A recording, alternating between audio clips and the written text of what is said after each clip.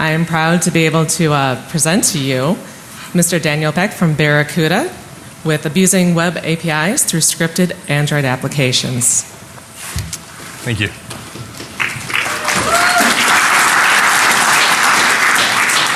Make sure we're going the right direction with these buttons. All right. So first of all, thank you all for coming. I know it's rough getting out here on Thursday mornings a lot of times, so appreciate having a good full house here. Today we're going to talk about abusing web APIs through scripted Android applications. It's a turbo talk, so it's going to be quick, and we're going to do a very practical approach to things here. Giving you good groundwork to kind of dig through these Android applications and do a little bit of fun things with them. First, a little bit about me. I'm one of the principal researchers at Barracuda Labs, the research division of Barracuda Networks. Do a lot of work studying malicious messaging on email, social networks, IM. We also do a lot of data and trend analysis and general information security, both the industry side of things and also looking at, for example, how dangerous the web really is. We do a lot of stuff looking at very popular websites and seeing how often their ad networks are compromised, what the infection rate is, things like that. My Twitter handle's there for myself and for our team. Past lives, I did some offensive control system work for a while. It was a lot of fun. I wrote more snort rules than any man should.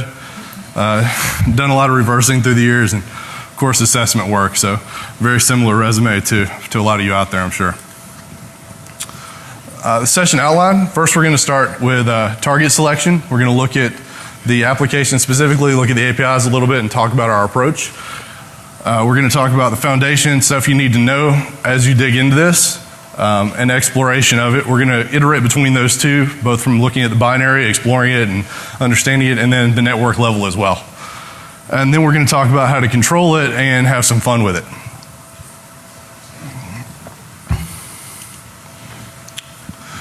So we're going to do this in story form as well, because it makes it a lot more interesting. And it's very close to what I did when I kind of figured out this technique and wanted to share it with everybody.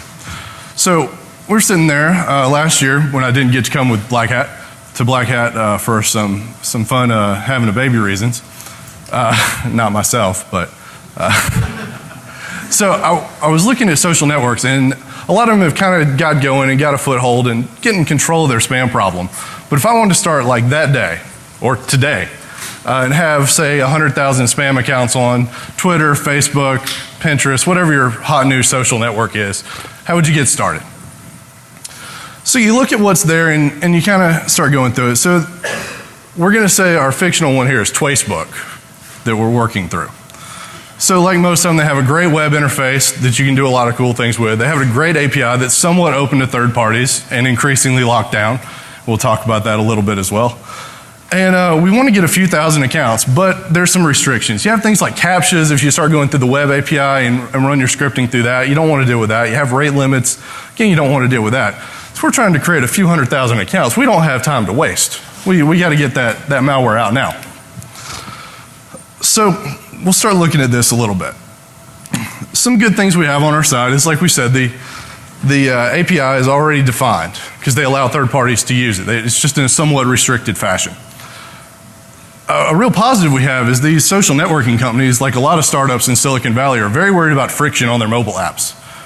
Nobody wants to take the time to enter a CAPTCHA or solve any sort of problem on their mobile device. So you don't have those restrictions in place. So that's our first clue. We can maybe look at using the mobile device or the mobile app to work through this, see what kind of APIs they call. We'll start with the assumption of creating our own client that mimics these calls that the mobile app is making and work from there. Some more assumptions. Well-documented API, we're going to assume they're probably using their same API. That's pretty standard these days, is if you've developed a robust third-party API, you're probably dog-fooding that a lot internally as well, so we'll work on that assumption. It's probably going to use OAuth because that's kind of the new hotness, or the old hotness, depending on how you look at it. And a lot of these web companies are using it because, or these social networking and mass media companies are using it because they're very comfortable with it on the server-to-server web app kind of side. So they're also using it on their desktop and their mobile apps. And we're probably going to have to extract those keys to really have some fun with it. We're going to build on existing tools a lot. I took a class in college for artificial intelligence. which is a terrible class. Never take it. AI is boring as hell. It's all just graph traversal, and it's just mind-numbing. But the professor there drilled into our head a lot, do the dumb thing first. And that means use other people's tools. Do the simplest thing possible, because most of the time you can just get that problem out of the way and move on to the more serious things. So we're going to build on existing tools and use other people, much smarter than me in many cases, what they've done. So just the foundations, we're going to kind of run through this part quick. I've got links in the slides to all these tools so that you got a good baseline of tools to start working with. I'm not saying these are the best of breed tools by any means, but I've used them all and they've worked for my purposes. If you find something later on that works better for you, let me know. I'd love to know myself. So first thing we need to do is worry about intercepting these app communications.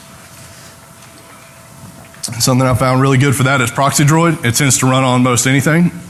And we're going to look at Android for this app, by the way. I didn't mention that specifically, but I didn't really want to get into iOS reversing because I've never really done that when I started down this road. I've done a small amount of Java reversing at the time. And I knew APKs had a lot to do with Java, very similar. So we went down the Android path with this. We're also going to have to intercept SSL because that's something to worry about, because honestly, if you're not having to intercept SSL with the apps you're trying to do these techniques with, you're going the much harder way. Because if they're not wrapping things at SSL, you can probably completely do anything you want anyway. That's just kind of the baseline these days. There's a million write-ups all over about how to add your own CA stuff to an Android device, but there's some quick basics there that we won't go through. Some gotchas to look out for if this is your first time playing with Android devices and certificate stores. Make sure you have the right bouncy castle version for your crypto stuff, because that breaks in very unexpected ways that are very hard to debug if you don't have that. So make sure you have it right. And procedures for doing this CA manipulation is much easier on the 4.0 devices if you can use one of those, but it's very doable on the 2.3 as well and up. We're going to also need to proxy and get in the middle of these things. If you're not using Burp for your proxying, you probably should. It's a great tool. We're going to use that some more later on in some of our things. The guys behind it are doing some awesome stuff. Does invisible proxying and generate certs on demand. When I initially did this, it didn't do this second point for me. But now it guesses based on the DNS request you've made. It generates a correct common name cert for the next SSL request. So you don't even have to tell it exactly what host name anymore. So Burp's awesome. Use it. Saves time, and it's very cheap for what it does. So getting down into it. This is our intercepted traffic. This is what we're looking at for these kind of things. You've seen our OAuth signatures. You've seen a post. It's your kind of standard, HTTP API, right? And then all this API junk as well that we're going to talk about. So OAuth, as I said, this is kind of very popular in these kind of apps. Maybe just show hands for anyone familiar with OAuth? Heard of it? Implemented it? A couple? All right. 1.0, 2.0? 1.0? 2? Okay. All right. So we're going to be talking about 1.0 here. 2.0 is kind of still in flux and kind of messy. Twacebook, our targeted company here, uses 1.0 still. It's a little bit simpler to wrap our heads around, but the approach is very similar. So for those of you who aren't familiar with OAuth, and there wasn't a whole lot of you, so we'll move quickly through this as well. It's essentially a way for clients to not, or for users to not expose their passwords to clients that they're using, which is a good thing and very useful. It goes through and it signs requests. Usually these days are done over SSL, but OAuth was designed so it didn't have to be. It could all be in clear text and it's just the HMAC sign. So your requests are in the clear, but it's cryptographically signed so you can verify that it's right. So you can verify that it came from the expected client and the pair of user token with that client. As I said, users don't have to give their password to third-party apps. Providers get to restrict the apps, but there's some negative things as well that come along with it because it's kind of a package. So you get this sort of client DRM thing going on with OAuth. We've seen that a lot, specifically with Twitter in the mainstream kind of technical world, that as they started cracking down on third-party apps a lot, their own first-party apps get certain permissions, and their OAuth keys work to do more things. Third-party apps have restrictions, like they can only have 100,000 users. They can't create new clients, etc. So you have this kind of DRM for apps sort of world, where you, as a user, have full permission to use the service, but your choice of apps is limited by this technology. It's designed to work very well for server to server. As I said, it was designed initially for that. For web app A to be able to talk to web app B, and there's no passwords exposed between the two. It's a good system for that, because it's much easier to keep a single server, the keys on a single server, relatively secure. That's kind of what we base a lot of our work on in general. If you can't protect one server and the keys on it, we're not doing too well. But this same technology has been pushed down to the mobile apps and the desktop apps, which never really made a whole lot of sense to me, because the keys are, of course, in the binary that you're downloading and running. So Twacebook's own private keys are right there on your desktop. So you just have to get it. So it's really only keeping kind of honest devs honest. And besides that, if I'm running arbitrary code on my systems, I don't care about exposing my passwords to it. I'm already running arbitrary code on the system. You can get a keylogger at that point. But anyway, digress. So we got that. We see that it's OAuth. We see what's going on in the network. I'm going to move on to key retrieval here. As I said, we're focusing on Android here. And when reversing these kind of apps, and Java in general, or JVM based, there's kind of two approaches you can use. And it's good to kind of do them both back and forth. It gives you a lot of info. You can go with disassembly or decompilation. So your straight up disassembly is going to usually produce something like Smalley, which is a bytecode similar to x86. It's very assembler-ish. You can also use Java decompilers, which produces Java code that's not compilable, but looks a lot like Java. And you can get a more high-level understanding. So these two work hand in hand very well. If you want to know what's really going on, you get down to the bytecode level, the assembly level. But if you want to have a good idea of the algorithm and kind of see it from a higher level as you're digging in, the decompilation works well. To understand why we're doing that, we're going to talk a little bit about Android. If you've ever been in a talk about Android, you've probably seen this slide or this image. So it's very, very simple.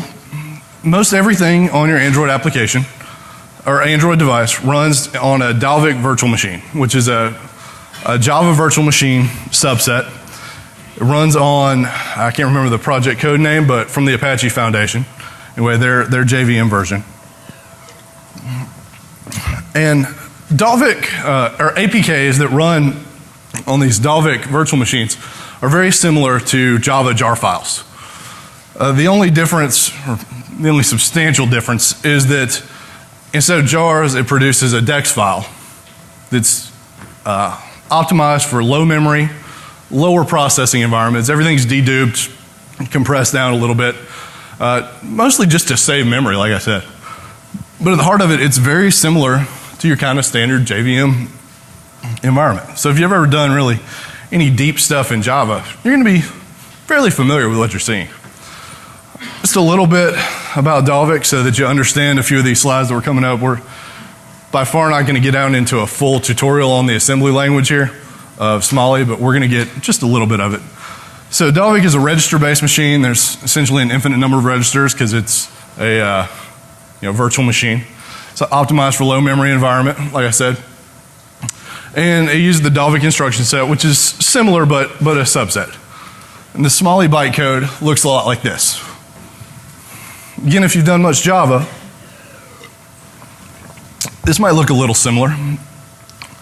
And despite being a little cryptic here, Smalley is actually a real pleasure to reverse.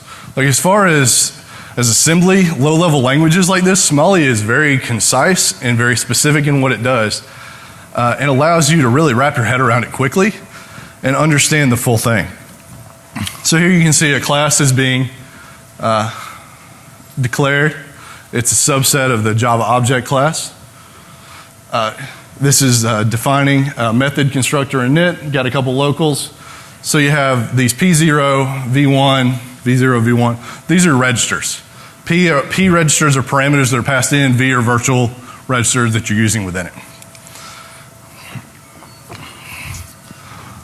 The last X number of registers, depending on the parameters passed in, are overlaid on the last V parameters.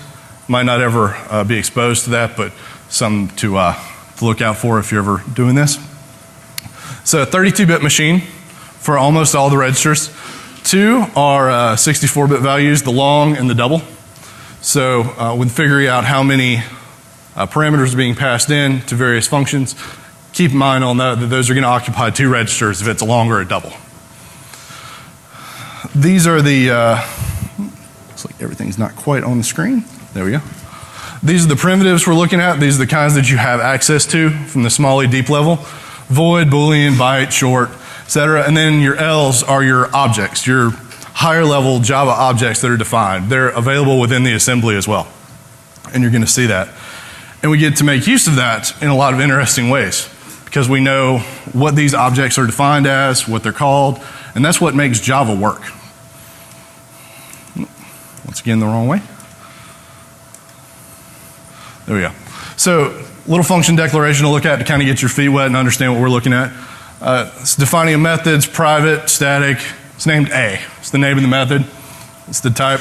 You can see it takes in 5 parameters, or 6 parameters, 0 through 5. So it takes in a HTTP request base. It takes in a class AA. It takes in a long. It takes in two strings and it returns a string. Everybody see that? It's pretty simple. Good to go. I keep hitting the wrong button. It's backwards. Opcode is very similar to what you'd see in a lot of assembly languages. Opcodes move the result of the last function to this virtual register. Return object, so return from the function, return this object or this register value. Invoke, basically calling methods a lot of ways. There's a ton more of these we're not going to go into because that's not the right kind of talk for this. But again, there's a great reference there that you should look at if you're interested. So getting back to the app and what we're really trying to do. So we're focused in on getting these keys. So like any good reverser, we're going to start doing the dumb thing first. We're going to be grepping for strings. We know that these are signed with HMAC SHA-1, so that's a pretty good thing to look for. And we start digging through this Smalley output code that we have, our disassembly, and we start finding strings that are related to what we want. We see some UTF-8, we see HMAC SHA-1, so that's cool. Of course, there's a lot more to it than this, but you dig through and you find the functions you're looking for. So we have a pretty good idea of what's going on there. And back and forth here, this is the difference between the decompilation and the disassembly. So this is the decompilation. You can see this is very, very Java-like, what's created by JD GUI and very similar tools. So you see the output here, it's almost reads exactly like Java code. It's not necessarily compilable, but it looks very similar. Think of it as Java pseudocode. Whereas the Smalley, the same thing, it's a little bit more low level. You see exactly what's going on, exactly what parameters are put in, what register values, and so forth. So even if looking at that, say you didn't have a great idea what's going on, the good thing is people who write Java don't really like to get outside the box too much. So if you're looking for things like crypto or whatever, search Stack Overflow and you'll basically find identical code to whatever you're going to find in any Java app. Because people don't get too far, which is good because you shouldn't do your own crypto. But finding little snippets like that really give you an understanding to be able to look at this is what the Java code is, this is what the disassembled code is, and this is what the Smalley. And it'll let you iterate back and forth and really get that in your head well. So, again, looking at this, we see what we want to get is that key that's passed into the HMAC function. So that's the OAuth key that's being used to sign stuff, to do that HMAC SHA-1. Okay? So the good thing, sorry, backwards again. Doing the dumb thing first. We can turn to every freshman year computer science major's best friend and do printf debugging. With Smalley, you can edit the assembly and rebuild the Android application and run it again. So we can just dump in debug statements right into this signing function, and then our keys are dumped out into the log. This is why you see in the Android App Store Angry Birds Pink, Angry Birds Thai version that aren't made by Rovio, they're made by third parties that have ripped apart the APK, done what little edits they want to change the color, change the language, maybe make it Angry Rats instead of Angry Birds, and then rebuild it under their own. examining the logs, we got our secret key. Rock on. So this is very kind of manual way, but it lets you get there. So now we can write using the third-party API that's already been defined by our target Twacebook. We can use that key, sign a process, and move on, right? Well, wrong, because a couple of things. First of all, we get invalid signature in this specific case of what I was trying to do, but also, in general, most of us are kind of terrible at writing code. We're a lot of cowboy coders in the security hacker world. So it's good not to do code if you don't have to, especially when you're re-implementing other people's methods, because you don't know if it's your bugs you're finding or their bugs that you're finding when you're trying to access these things. I think we've all probably been in very similar situations and then eventually beat our head against a wall enough that we realize we did something stupid and cost days of work. So in this case, for our example, the Twacebook devs have been especially sneaky. And they're not just using the HMAC SHA-1, they're also doing their own little crypto routine of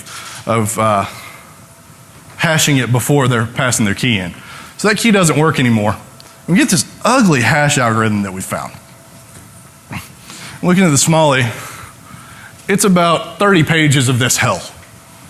So hashing algorithms, if you've ever dealt with them, are just insane. Looking at them from an assembly level sucks. You're not going to be able to get much of an understanding. This is going to be almost impossible to re-implement, or at least take a very significant amount of time. Something that most of the time you're not looking for when you're trying to, reverse an app to get access to the API. So here's where the fun really begins. I sat down and started thinking about, wouldn't it be great if I could just use the code that's already in this APK? It's already there. I just have to be able to call it in ways I want to do it. So the last few years in the kind of programming environment world have led to some really cool things of JVM-based languages. Python was one of the first ones. JRuby's come along very nicely. That's my personal choice and what we're going to use for the rest of this example. Clojure, Scala. More and more it's turning out that Java is a worst case implementation of using the JVM. A lot of things not to do. But the JVM itself is a fantastic, amazing platform. Some of the smartest computer scientists in the world have been working on it for a long time.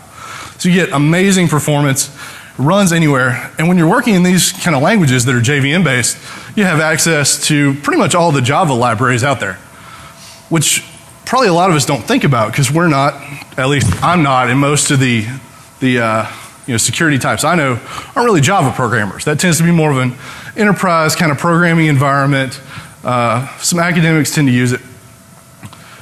But the libraries comparing, say, to like Ruby gems that are available versus Java libraries, it's like magnitudes difference. Like there's Java libraries for anything in the world that you need to do. So having the access to these is awesome.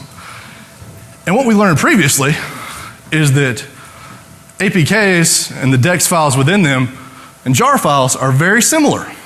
And you can convert between the two of them.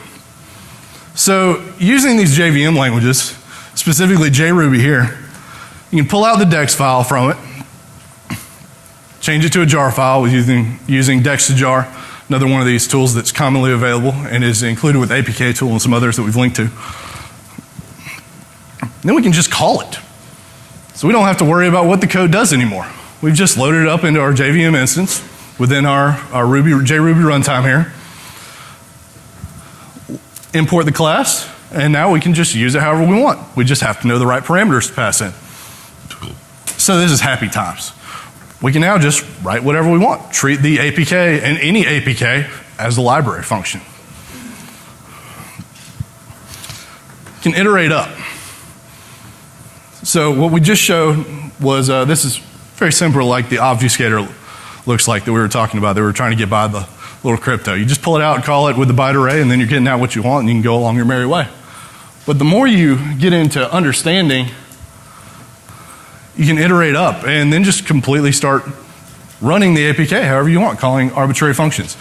Stuff like API factories. In this case, we were able to create a social bot with using this API factory, register new user, and we're creating as many new users as we want. In this case, about 10,000 that are still running along happily and interacting with their community in fun ways. leads to a very dynamic and I would say even fun style of reversing. Lets you quickly iterate back and forth between understanding the code, running the code. You can do it in kind of a black box fashion and really validate your assumptions very quickly and move on. So it gives a lot of speed, which is always something we're looking for in the reversing world. So reversing can take a lot of time. So these are kind of the steps you're looking at for that. You're acquiring the APK, find the interesting things, figure out the inputs and outputs to it, wire it up with a little bit of glue code, boom, you're there. To follow that up with the stuff we found in this and we were looking at with OAuth, and we don't have time for a real demo since we're doing a turbo talk here. But we've got some code called OAuth Auditor that's going to be released later on today on my GitHub. It's built around Burp Suite, and a big thank you to those guys because they added some external methods to call to send things around in Burp Suite that weren't defined previously. And it's also built on top of Bubby, which is the JRuby bindings for the external Burp Suite stuff. It intercepts requests, so arbitrary HTTP requests are intercepted, and it signs it with a collection of OAuth keys and user secrets that you have. So you're able to use that as kind of an auditing function if you've been giving this API to work through and look at all the different permissions. It grabs those, runs it, signs them all, sends it off, and then sends the results back to the comparator built within Burp Suite. So you can look at it and see like, okay, this set of keys was able to do this. I might not want them to do that since this is exposed to the world and so forth. Very simple kind of proof of concept code, but it gives you a good understanding of what's going on and lets you get a good lay of the land there. So that's it. We got just a couple minutes here for questions. I know that was kind of quick for the Turbo Talk thing, but big thanks to Black Hat and all of you for coming out, especially this early. It's my contact info. And a huge thanks to everyone who contributed to the tools mentioned. This was a lot of building on existing tools and kind of gluing together the cool bits that I don't think we do enough. We tend to reinvent the wheel quite a bit. So I like building on other tools. And thank you all very much. Any questions? Are there limitations to converting jars to DEX files? There are. The question is, are there limitations to converting jars to DEX files? Usually you do it the other way, is DEX to jar, when you're going from Android, to kind of standard Java world. There's some bugs here and there, but for the most part, it's pretty clean going apart, especially going between the different implementations where, like I said, Dalvik is based on the Apache Foundation's JVM implementation, whereas you could be using the Open JVM or the Sun JVM or JRE or whatever as well. So there could be some bugs pop up, but really I haven't had any problems with the stuff I've been doing with this. But again, we've kept it on a pretty high level of just trying to call the highest level APIs available within these APKs and go from there. Yes?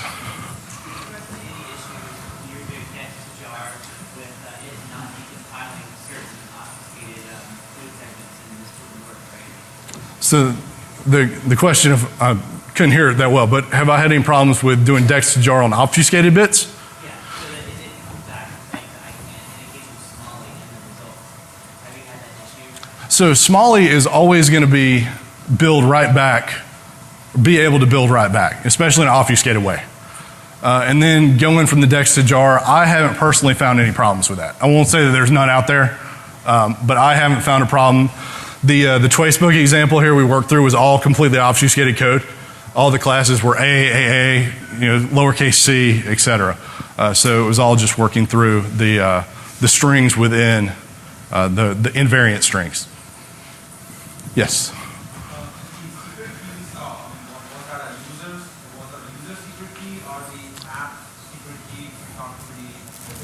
And the question was, the secret key that was shown, was that the app secret key or the user secret key? Sorry, I wasn't more clear on that. That was the app secret key. That is what was used to sign the request to say, I am from the official Twacebook app.